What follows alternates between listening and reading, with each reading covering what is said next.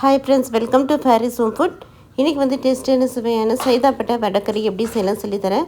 இது சுட சுட இட்லி, தோசை, சப்பாத்தி எல்லாத்துக்கும் வச்சு சாப்பிட்றதுக்கு ரொம்ப அருமையாக இருக்கும். வாங்க இந்த டேஸ்டியான சைதாப்பட்டை வடைக்கறி எப்படி செய்யலாம் சொல்லித்தரேன். வீடியோக்குள்ளே போய் பார்க்கலாம். வீடியோக்குள்ளே போய் பார்க்கறதுக்கு முன்னாடி நம்மளோட சேனலை சப்ஸ்கிரைப் பண்ணாதவங்க சப்ஸ்கிரைப் பண்ணிக்கோங்க. தேங்க்யூ. வடைக்கறி பண்ணுறதுக்கு முன்னாடி கடலை பருப்பை நல்லா வாஷ் பண்ணிவிட்டு 4 மணி நேரம் ஊற வச்சுக்கோங்க. சைதாப்பேட்டை வடைக்கறி பண்ணுறதுக்கு கடலைப்பருப்பு 4 ஹவர் நல்லா ஊற வச்சாச்சு. ஊற வச்சு இப்போ எடுத்து வச்சுருக்கேன். கடலைப்பருப்பில் 1/4 டீஸ்பூன் சோம்பு போட்டுக்கோங்க. 4 காஞ்ச மிளகாய் போட்டு கொரண்டு மிக்சியில் நல்லா அரைச்சிக்கலாம்.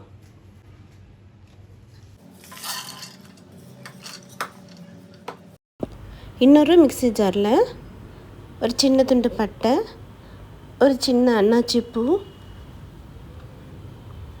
ஒரு 3 ஏலக்காய், ஒரு 4-5 கிராம்பு, இதை தனியாக ஒரு மிக்சி ஜாரில் பொடி பண்ணிக்கலாம்.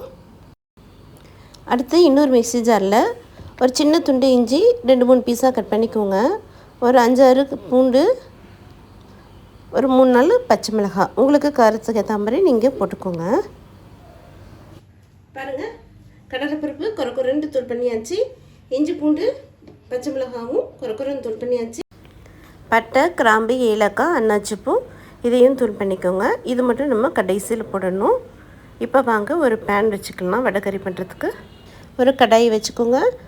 தேவையான அளவுக்கு எண்ணெய் போட்டுக்கோங்க. எண்ணெய் சூடாகட்டும். எண்ணெய் சூடானதும் நம்ம அரைச்சி வச்சுருக்க கடலை மாவை இந்த மாதிரி உதிரியாக போட்டுக்கோங்க. நம்ம வந்து வடை மாடலில் போடணுன்னு அவசியம் இல்லை. இந்த மாதிரி உதிரியாக கூட எந்த மாதிரினாலும் போட்டுக்கலாம். அரை வேக்காடாக பொரித்து எடுத்துக்கோங்க. ரொம்பவும் மொறுமொறுன்னு ஆக்கிடாதீங்க. கொஞ்சம் அரை வேக்காடாக பொரித்து எடுத்துக்கலாம். இட்லி பாத்திரத்தில் கூட நீங்கள் அவிச்சு செய்யலாம். ஆனால் அது சீக்கிரமாக கெட்டிடும். இந்த மாதிரி வறுத்து போடும்போது டேஸ்ட்டும் இருக்கும். இது நல்லா 10 ஹவர்ஸ் கெடாமல் இருக்கும். பாருங்கள், இந்த அளவுக்கு பொரிஞ்சதும் இப்போ நம்ம ஒரு பிளேட்டுக்கு எடுத்துக்கலாம். எண்ணெய் வடிச்சிட்டு ஒரு பிளேட்டுக்கு எடுத்து வச்சுக்கோங்க.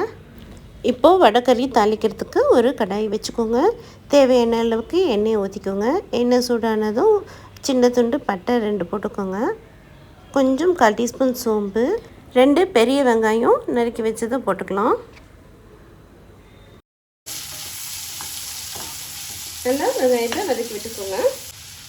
அரைச்சி வச்சுருக்கிற இஞ்சி பூண்டு பச்சை மிளகாய் போட்டுக்கலாம். இஞ்சி பூண்டு பச்சை மிளகாய் போட்டு நல்லா வதக்கிக்கோங்க. இந்த மாதிரி கொரன்னு போட்டுக்கோங்க. அப்புறம் நல்லா வாசனை, ஃப்ளேவர் நல்லா டேஸ்ட்டாக இருக்கும். நல்லா வதக்கிக்கோங்க. பச்சை வாசனை போகிற வரைக்கும் நல்லா வதக்கிக்கோங்க. வெங்காயம் நல்லா வதங்கிடுச்சு.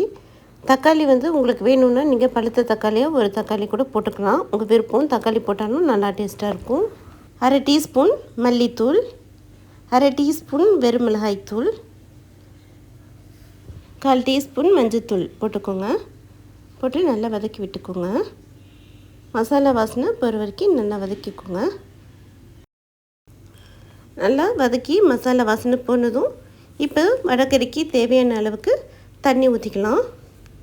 நீங்கள் எவ்வளோ வடைக்கறி பண்ண போகிறீங்களோ அதுக்கேற்ற மாதிரி நீங்கள் தண்ணி ஊற்றிக்கோங்க. தண்ணி ஊற்றி நல்லா மிக்ஸ் பண்ணி விட்டுக்கோங்க.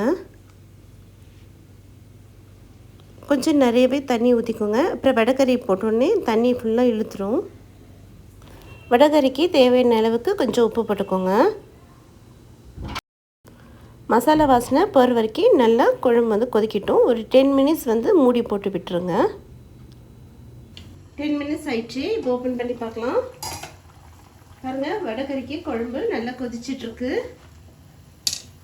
இப்போ நம்ம எடுத்து வச்சுருக்கிற வடைக்கறியை போட்டுடலாம்.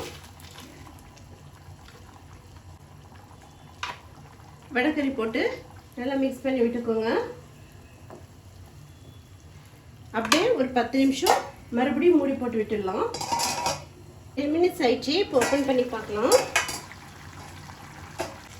பாருங்கள், வறுத்து போட்ட வடைக்கறி நல்லா மசாலாவோட போய் மிக்ஸ் ஆயிடுச்சு. இப்போது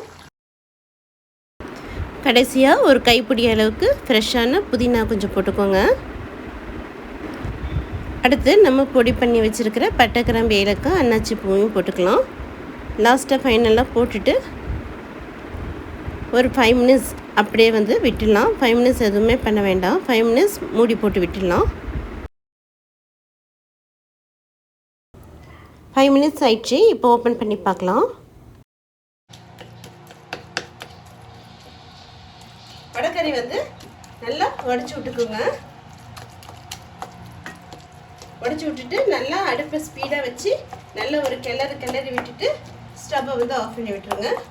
டேஸ்டியான சுவையான வடைக்கறி ரெடி ஆகிடுச்சுங்க.